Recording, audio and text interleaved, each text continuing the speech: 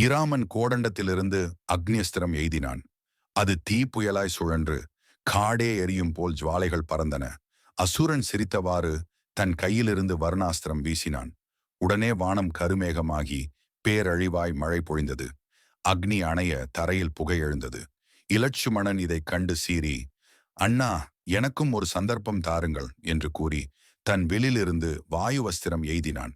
அது புயலாய் சுழன்று அசுரனை காற்றோடு சுழற்றி எறிந்தது. ஆனால் அசுரன் அடங்கிவிடவில்லை. தன் நெஞ்சிலிருந்து மாயாஸ்திரம் எழுப்பினான். காடு முழுவதும் ஆயிரக்கணக்கான அசுரர்கள் தோன்றினார்கள் போல பிம்பம் தோன்றியது. ஒவ்வொருவரும் இராமனை நோக்கி பாய்ந்தனர். மாயையின் தாக்கத்தில் காடு முழுவதும் ஆயிரக்கணக்கான அசுரர்கள் இராமனை நோக்கி பாய்ந்தனர். அவர்கள் குரல் இடிமுழக்கம் போல கேட்டது. இலட்சுமணன் வில்லை வளைத்து, அண்ணா, இவர்களை எல்லாம் எப்படி தடுப்பது என்று குரலிட்டான். அடுத்து என்ன நடந்தது? சப்ஸ்கிரைப் செய்து எங்களுடன் இணைந்திருங்கள். அடுத்த காணொளியில் சந்திப்போம்.